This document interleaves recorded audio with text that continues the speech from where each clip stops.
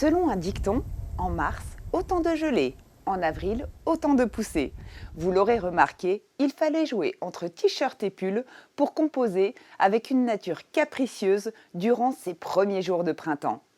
Mais comme l'a écrit Fernando Pessoa, un jour de pluie est aussi beau qu'un jour de soleil. Les deux existent, chacun à leur façon.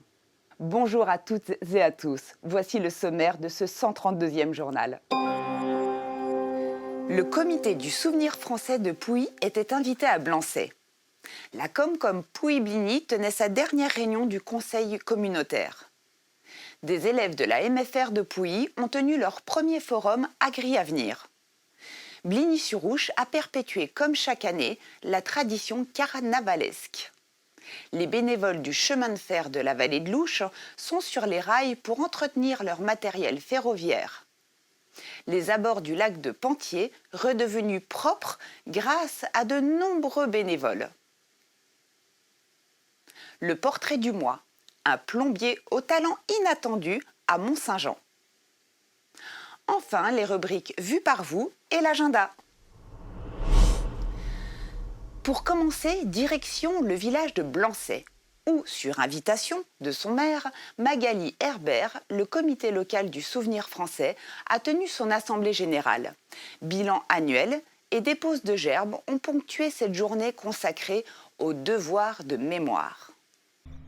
La commune de Blancey accueillait en ce dernier jour du mois de février l'Assemblée générale du comité paulien du souvenir français, en présence d'élus et de nombreux acteurs de l'association qui perpétue le souvenir de ceux et celles qui sont morts pour la France. Un devoir de mémoire qui remonte à 1887, année de la création de l'association qui sera reconnue d'utilité publique en 1906. Le souvenir français regroupe plus de 1500 comités locaux en France et 80 à l'étranger. Placé sous le haut patronage du président de la République, il est récompensé par l'Académie française en 1975 et par l'Académie des sciences morales et politiques 3 ans plus tard. La principale mission du souvenir français, c'est de rénover les tombes des soldats ou des civils qui sont morts au combat. On aura, je pense, de plus en plus un travail de mémoire à accomplir en direction notamment des jeunes. Puisque, comme vous le savez, le souvenir français participe également aux aides financières pour les établissements scolaires, pour le devoir de mémoire.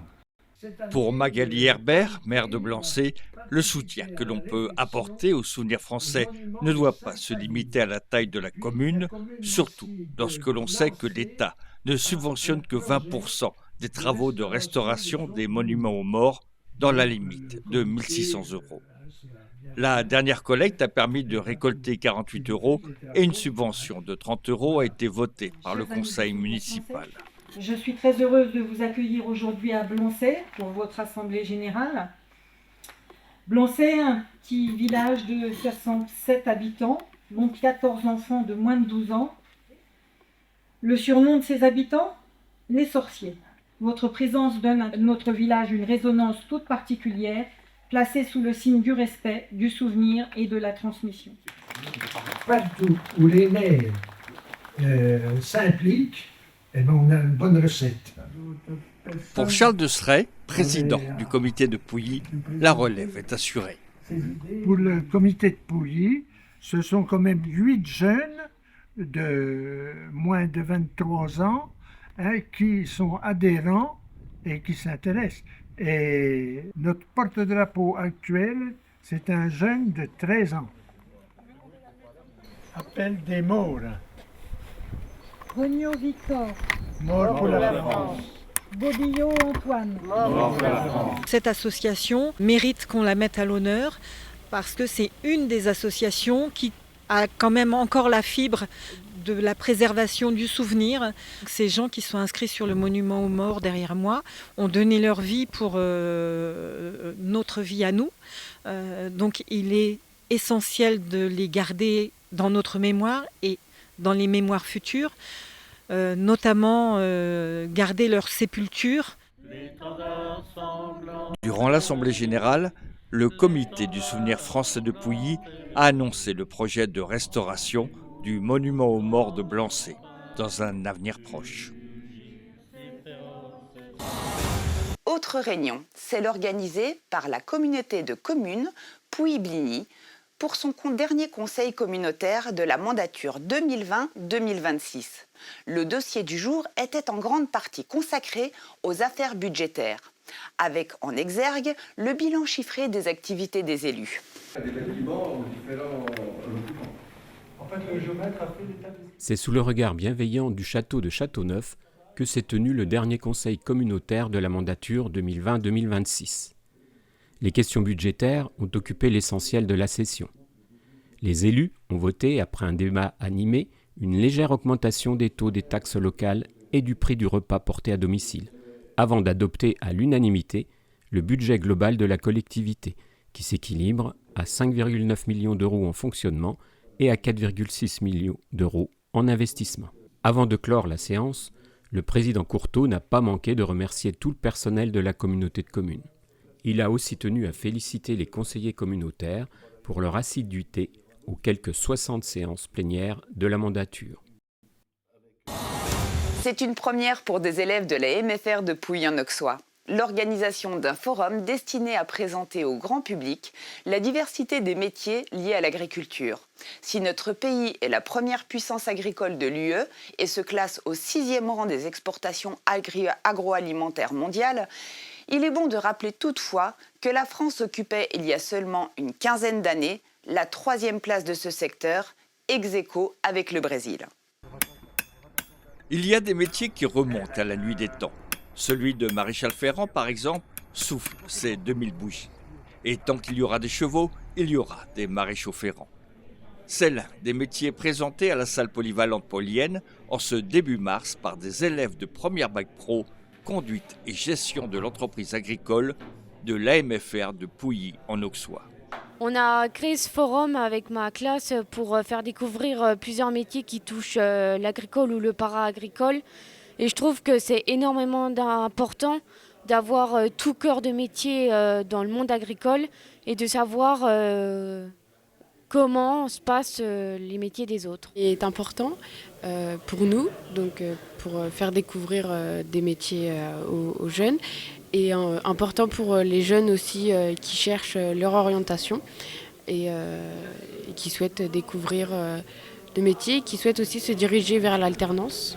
Dans un secteur qui se cherche, soumis aux aléas des marchés, aux enjeux environnementaux, politiques, cette démarche entreprise par des jeunes, pour des jeunes, est un souffle d'inspiration et d'échange, vitrine de la diversité des métiers de l'agriculture. Les jeunes gens aujourd'hui sont beaucoup intéressés puisque c'est une nouvelle médecine qu'on appelle une médecine douce, puisqu'on utilise des techniques théoriquement non invasives, où on est beaucoup associé au bien-être d'ailleurs. Plus qu'à la santé, ce qui est un tort, puisqu'on est une vraie profession, on dépend de l'ordre des vétérinaires, donc on est vraiment une profession associée à la santé animale. Il y a de plus en plus de filles en fait dans ce métier. Oui, il y a plus de filles dans ce métier parce qu'on veut montrer qu'on est capable de faire les mêmes choses que les garçons et qu'on a quand même notre place dans ce métier-là. L'escargot de Bourgogne n'est pas un escargot qui s'élève.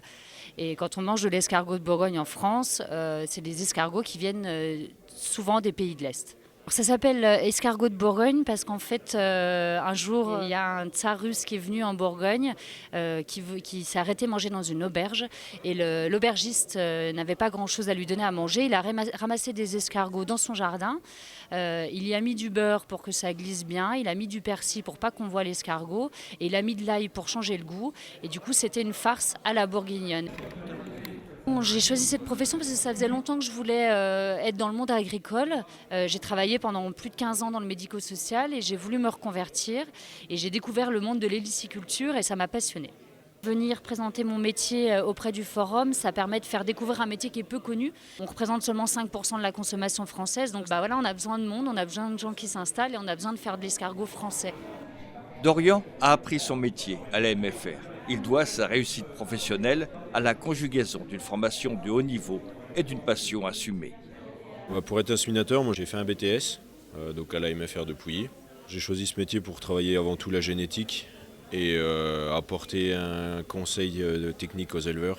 On cherche le progrès génétique avec l'insémination. On essaye d'améliorer au plus vite les performances des animaux. Est-ce que les jeunes sont intéressés par ce métier? Oui. Moi j'ai beaucoup de collègues qui ont à peu près mon âge, une vingtaine d'années.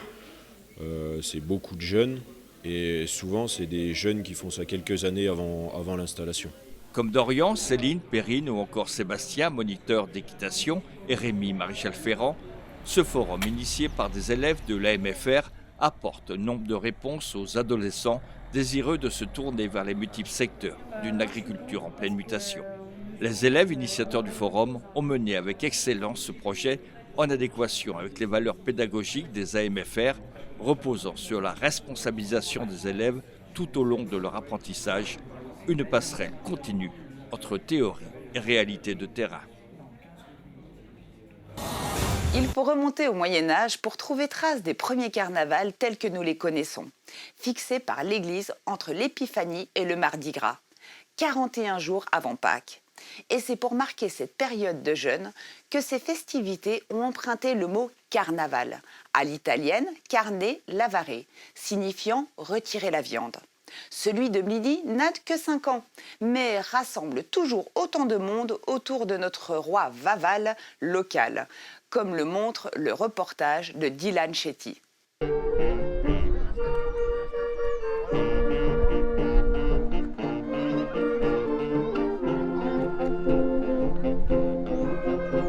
Confettis, chars et vacarmes avaient envahi Bligny en cette belle journée du samedi 7 mars, et ce à cause d'une personne, Monsieur Carnaval.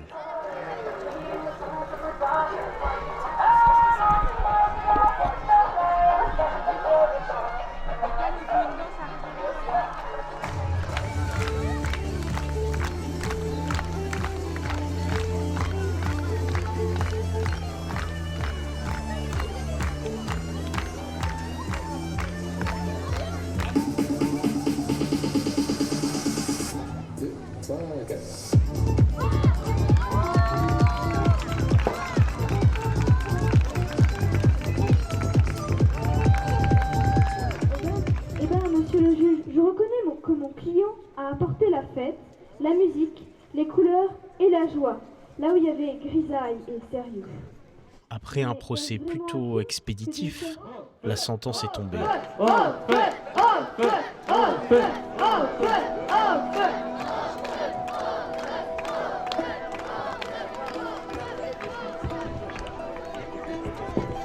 Le bûcher a fait son œuvre. Monsieur Carnaval n'est plus qu'un souvenir fumant. Allez, rideau sur cette 5e édition. C'était beau, c'était chaud, et rendez-vous, on l'espère, l'année prochaine pour une nouvelle édition.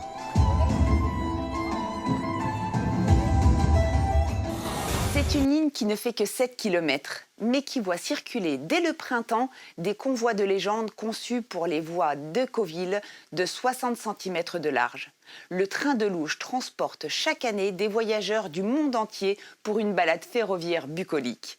Pour les bénévoles de l'association, l'intersaison correspond à l'entretien du matériel roulant, des voies et des signaux. Immersion en compagnie des cheminots du CFVO. Messieurs, dames, je vous présente SAM. SAM, c'est le diminutif de signal d'arrêt à main. C'est un petit objet typiquement ferroviaire qui nous permet d'arrêter les trains à un endroit précis. Et puis ça peut servir aussi en mesure de protection de voie, si on a des travaux, si on doit mettre une voie en protection. Donc voilà. Et celui-là, il est dans ses couleurs historiques. Aujourd'hui, on en trouve encore au chemin de fer. Ça fait partie des objets qui sont encore utilisés sur le grand chemin de fer. Mais aujourd'hui, ils sont plutôt jaunes. Que là, c'est ses couleurs d'origine, voilà, en vert kaki. Donc là, on est toujours sur notre tournée de sécurité. On se rend compte que ce panneau-là, il est bien fatigué, donc on va le ramener. Donc ça, le panneau, on appelle ça le chevron pointe en bas. Et c'est un signal qui permet de repérer la pointe de l'aiguille. Voilà. Là, c'est un signal qu'on a refait, mais sur notre ligne, on en a quelques-uns qui datent de l'époque du PLM encore. Donc là, on vient de tomber sur un contre-rail. Donc on remarque toujours la marque blanche. Marque blanche qui signifie donc qu'il y a un obstacle au milieu et puis donc de ne pas se prendre les pieds dedans. Mais pourquoi on met un troisième rail ici? Tout simplement, la voie elle est en talus. Donc si, pour une raison X ou Y, la machine ou un wagon venait à dérailler, ça éviterait qu'il parte dans le talus et dans la rivière. Ça le maintiendrait sur la voie. Donc là, en continuant la visite de l'aiguille, on s'est aperçu aussi qu'au niveau du levier, on avait un tire-fond qui était desserré. Donc on va resserrer le tire-fond avec une clé spécifique que Sylvain allait chercher. 3V, c'est la taille du tire-fond. Il faut prendre la clé adaptée. Et puis là, on va resserrer le tire-fond pour sécuriser le levier d'aiguille. C'est bon. Puis pendant qu'on y est, clac. Mais bon. Oups, c'est joli tire-phone. Clac. Alors le crapaud, c'est pas l'espèce de batracien qui vit dans les rivières. Chez nous, c'est cette pièce-là qui vient permettre en fait de prendre le rail et au tire-fond de bien appuyer et puis d'absorber les vibrations surtout. Et nous, sur la ligne, c'est pas monté partout. Et donc là, typiquement, on a un tire-fond qui sert à rien puisqu'il est plus sur le patin du rail. Donc là, il va falloir qu'on aille chercher des crapauds, mais bon, on n'en a pas là. Donc là, on va marquer avec une bombe jaune et puis on reviendra pour sécuriser ça. Donc là, typiquement, on a le constructeur du bout de rail. Donc c'est en Suisse. Et 1910, voilà, c'est des rails qui étaient sur le MOB. Le MOB, c'est un chemin de fer à voie métrique en Suisse. Voilà, donc qui ont été récupérés, réemployés, et puis qui continuent leur vie, une seconde vie, quoi, sur notre chemin de fer touristique. Alors ici, c'est la voie à écartement de 60, mais ces rails peuvent être utilisés sur n'importe quel écartement et n'importe quel train peut passer dessus? Alors non, pas forcément. Là, c'est justement, comme ça vient de la voie métrique, c'est du rail léger, c'est du rail qui fait 20 kg au mètre, et on ne pourrait pas faire passer un train SNCF dessus et un wagon qui fait 90 tonnes, quoi. Bonjour, moi c'est Estelle, donc je fais partie de l'association du petit train de la vallée de l'Ouge depuis un peu plus de 10 ans. Et là je suis en train de travailler sur un bogie que j'essaye plus ou moins de remettre en état. Donc il s'agit de nettoyer, de poncer, et puis après de passer de l'anti-rouille. Donc il faut essayer de nettoyer du mieux qu'on peut. Et puis si vous voulez voir ce que ça donne, du coup là on a travaillé sur un autre assez récemment qui est terminé depuis aujourd'hui. Donc voilà ce que ça donne une fois remis en état. Donc on essaye d'oublier aucun endroit. Et après, il y aura très certainement un wagon qui sera construit par-dessus. Chaque année, des bénévoles parcourent les abords du lac de Pentier pour retirer objets et détritus abandonnés autour du barrage. De la couette aux pneus et autres canettes, 150 kg de déchets polluants ont ainsi été ramassés en 2 heures. L'éducation à la protection de l'environnement a encore beaucoup à faire. Nous étions ce matin au lac de Pentier pour mener l'opération J'aime la nature propre. C'est une opération de nettoyage de la nature qui est portée au niveau national par la Fédération de la chasse. La Comcom Pouilly-Bligny a proposé un événement sur notre territoire, donc sur le réservoir de Pentier, pour ramasser les déchets qui y étaient présents. Nous étions à peu près une petite trentaine de citoyens, de gens du coin, pour faire ce ramassage.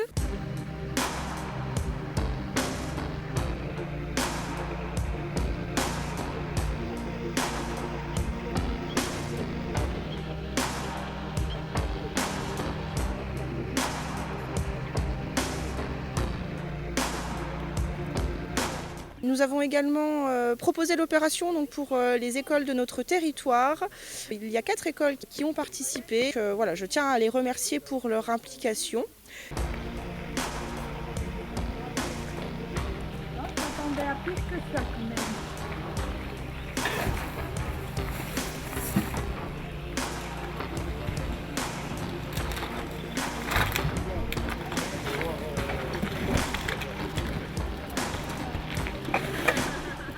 Je tiens aussi à remercier le centre de voile et l'association de pêche de Vandenesse qui s'est associée à cette initiative et qui nous a soutenus et aidés, ainsi que les communes de Vandenesse-en-Auxois et de Créancé qui étaient représentées ce matin. TV Auxois vous présente régulièrement nos nouveaux commerçants, entrepreneurs et artisans. Ce mois-ci, nous sommes allés à la rencontre d'un plombier chauffagiste frigoriste, nouvellement installé à Mont-Saint-Jean. Mais au-delà de sa profession, se cache un personnage atypique, aux multiples facettes et bourré de talent que nous présente Bernard. Il fallait gravir la colline de Mont-Saint-Jean et s'arrêter bien avant les 577 mètres qui marquent le point culminant du village pour aller à la rencontre de Romain Mauvillet. Il m'avait été présenté comme artisan, plombier, chauffagiste, frigoriste, nouvellement implanté dans notre territoire. J'étais loin d'imaginer alors le personnage qui m'attendait, véritable couteau suisse, c'est le cas de le dire, dont la plomberie n'est qu'une facette de ses compétences professionnelles aussi multiples que disparates. Romain, vous avez un parcours qui est complètement incroyable. Vous êtes ingénieur et du jour au lendemain, vous êtes frigoriste, plombier. Et chauffagiste, tout à fait. Et chauffagiste. Expliquez-moi un petit peu comment cette aventure a débuté. Alors, moi j'ai fait mon école d'ingénieur à Paris je suis sorti en 2010. J'ai travaillé donc 14 ans dans l'industrie, dont 11 ans en Suisse. Et donc durant ces 14 ans dans l'industrie, j'ai fait 8 sociétés différentes avec une lassitude qui apparaissait toujours aux environs de 2 ans. Alors pourquoi la plomberie, le chauffage et l'univers du froid ? Tout simplement parce que j'ai identifié les critères de reconversion qui me plaisaient et donc ce côté de gérer un peu mon chemin comme je souhaite. C'est ainsi que fin 2025, Romain quittait sa dernière entreprise en tant que cadre avant d'entreprendre une reconversion Greta 21 qui lui a permis d'être formé par un ancien compagnon du devoir.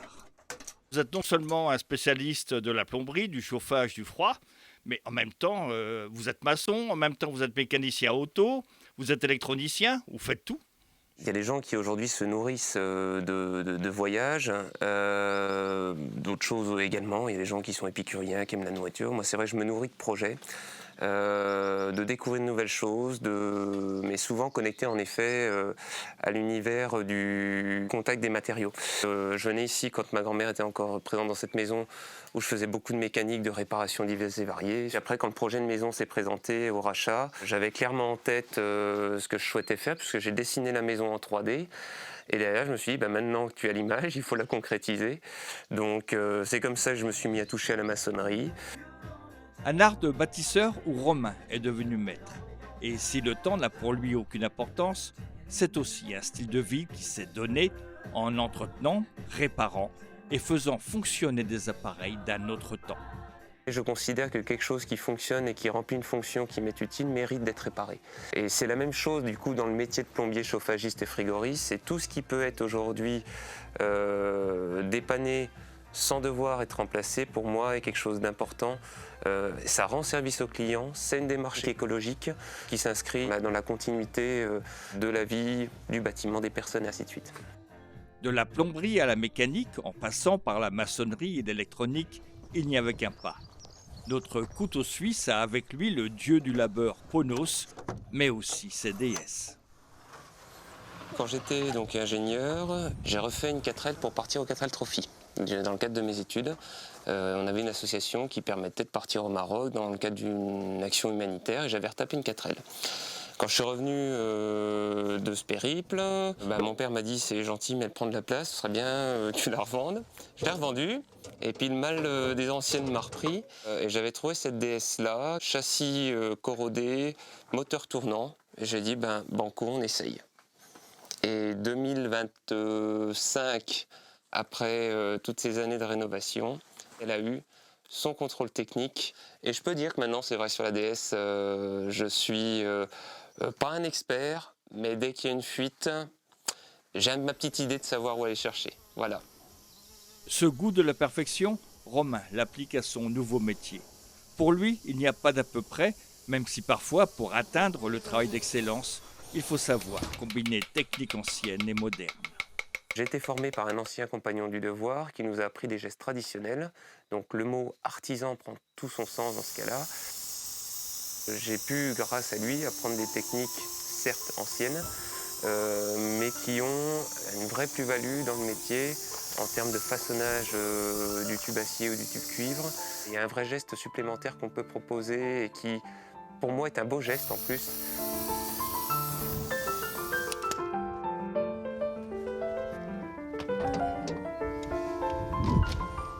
Coude à 90, baïonnette, chapeau de gendarme.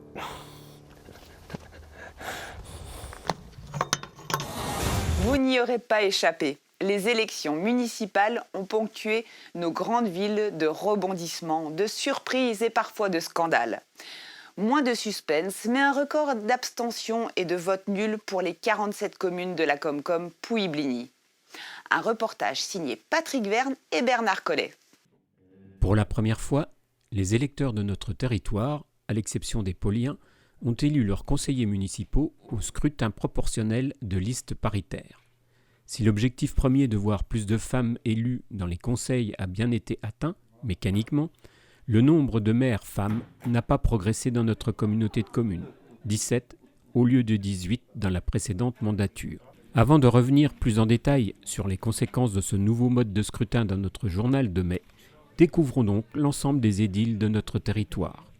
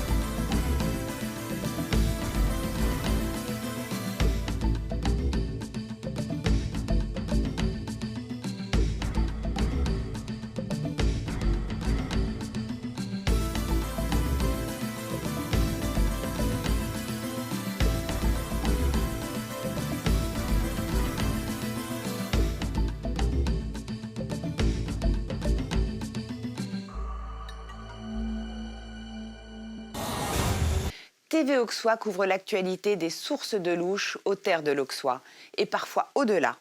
Que vous soyez novice ou professionnel de l'image, quel que soit votre âge, devenez nos nouveaux reporters. Pour nous contacter, une seule adresse. Nous vous attendons avec impatience.